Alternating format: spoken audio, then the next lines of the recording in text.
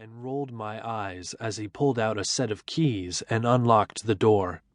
Sounds like a bad combo of alcohol and heat stroke. And limited brain cells. That was always a factor when it came to the girls Brandon partied with. I should know. They were the same ones I partied with, too. Either way, they required lots of protection from the heebie-jeebies just outside. Naked protection. In my bed.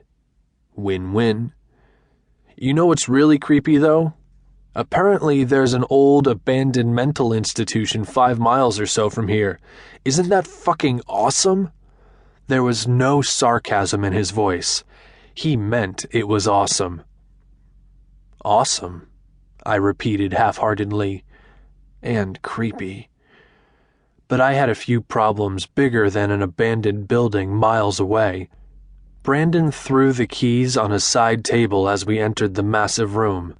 The whole space was decorated in sturdy, masculine furniture, befitting a luxury ski lodge, arranged in small groupings to make it feel more intimate. I had a feng shui decorating expert out here to make sure the flow of energy was balanced and shit. I stared at him blankly before glancing around briefly. Is that what I've been missing? Balanced energy? Brandon shrugged. Could be, dude. I managed a soft laugh, dropping my bag and walking toward the window where I could stare at the view. From up here, it was an entirely different experience. The beautiful vastness of deep woods all around, the cloud-capped mountains far beyond, the way dew sparkled on leaves under slants of late afternoon sunlight.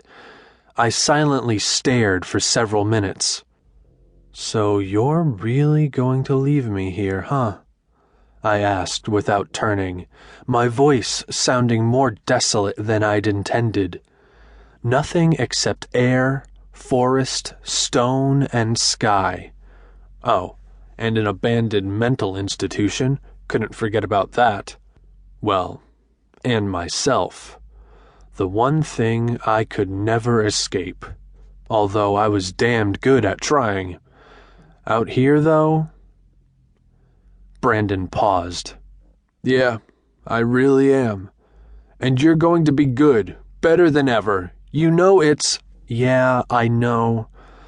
My mind supplied what Brandon hadn't. A second chance. A final chance. The opportunity to forge a comeback. High time to get my shit together.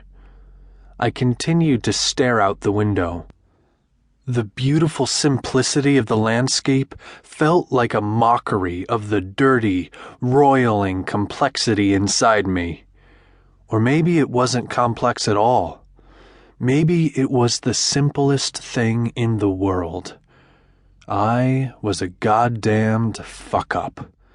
I'd gone so far up my own ass that I couldn't find my way out again. Shaking my head to clear my thoughts, I turned back to Brandon, who was looking at me with concern. I ran a hand through my hair.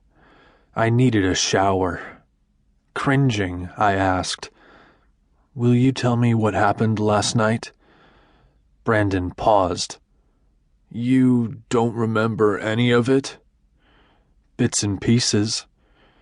I sagged down onto the nearest chair, massaging my temples.